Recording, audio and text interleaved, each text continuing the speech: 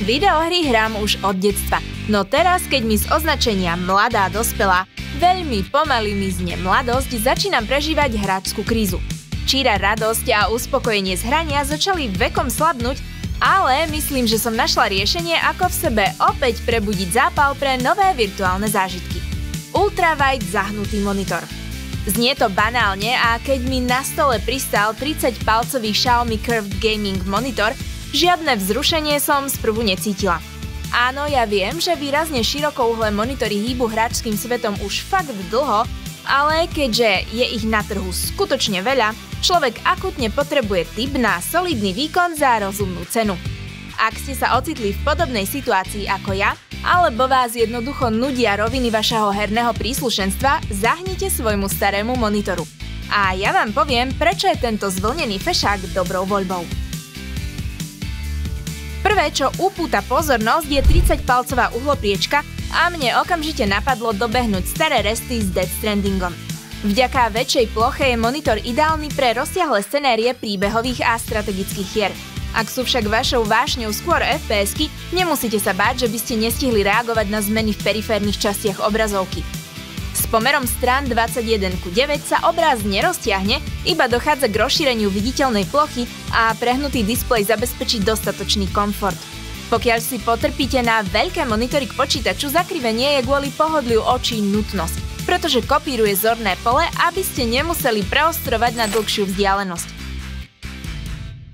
Samozrejme, okrem hier skvele poslúži sledovaniu filmov, keďže vyplní celý priestor, ktorý dokážeme okom vnímať a približuje sa kinoformátu.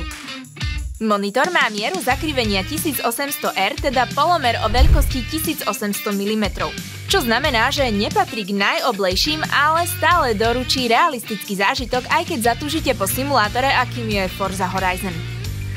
Okrem hrania je Xiaomi Curved kompatibilný s celou radou digitálnych koníčkov a aktivít. Vzhľadom na to, že som zvyknutá strihať videá aj na laptope s jednou obrazovkou, vidieť časovú os videa celú a k tomu niekoľko vrstiev naraz je luxus, od ktorého sa mi po tomto hardware teste bude len ťažko odvykať. Akurát musíte počítať s tým, že rovné čiary nebudú vždy vyzerať rovno a mierne skreslenie, ktoré normálne nevnímate, bude pri práci s pokročilejšou grafikou trošku vadiť. Na druhej strane má monitor funkcie podporujúce produktivitu ako režimy obraz v obraze a picture by picture pre prehľadnosť i efektivitu. Napriek tomu, že s uhlopriečkou 30 palcov ponúka monitor relatívne nižšie rozlíšenie 2560 na 1080 pixelov, pri štandardnej vzdialenosti som si žiadne rastrovanie či problémy s ostrosťou nevšimla. Navyše, pokiaľ ide o hranie, menšie rozlíšenie nezaťažuje tak veľmi grafickú kartu. Jemnosť obrazu bola teda dostačujúca, ale treba podotknúť, že rozlíšenie závisí aj od vašej hernej výbavy a výkonu počítača. OK, toto boli stále iba hranovky, takže poďme na steak. Monitor s VA panelom disponuje kontrastným pomerom 3000:1 a má tak nielen skvelý kontrast, ale vyniká aj v zobrazovaní tzv. Hlbokej čiernej. Jeho najväčším benefitom je však obnovovacia frekvencia 200 Hz a i tu budete pre maximálny potenciál potrebovať kvalitnú grafickú kartu. Ale tá plynulosť je znateľná.